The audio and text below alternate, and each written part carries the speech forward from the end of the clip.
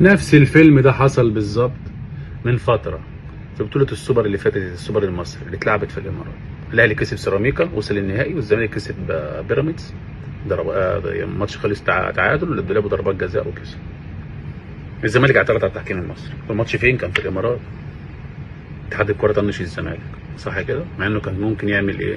انت في الإمارات كان ممكن تجيب تحكيم إماراتي، هو تحكيم أجنبي. ولا اعتبروا الزمالك ولا اي تيم يعني. واحنا كزملكاويه عارفين الاهلي هيكسب طالما تحكيم مصري. مش مقياس يكسب او يخسر، بس التحكيم المصري بيخاف لا ايه، اكل عيش ويتقطع.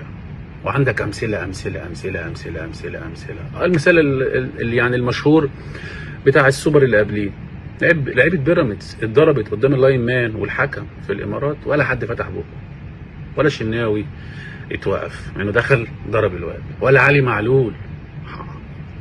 ما بيشوفوش الكلام ده خالص. ايه اللي حصل؟ نرجع لموضوعنا.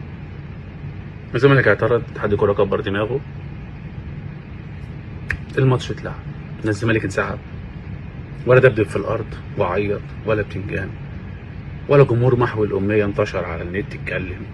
مش جمهور محو الاميه ده مش شتيمه، ده وصف، ده واقع. جمهور طالما جمهور راح يكتب طالما طه لم الف ميم الف، المطبعه عملتها، مشوا بيها في الشارع وراحوا بيها الاستاد وعلقوها طول الماتش متعلقه طالما، اللي هي يعني ط الف لام ميم الف، مش ط لام الف ميم الف. كل ده هم مش، هي مغيبين مش واخدين بالهم. اللي هو نفس القصه بتاعت العوائق، خد مش عارف ايه وكلام ايه. فجمهور محو الاميه ده مش شتيمه، ده وصف والله العظيم بكلمكم بجد.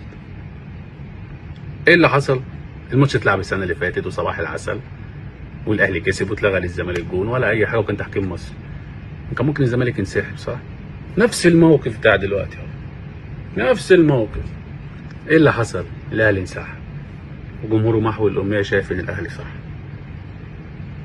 جمهور محو الاميه اللي هو مين؟ جمهور طالما، جمهور العوائق والمعارك جمهور الاب الرومي. فكان الاب الرومي.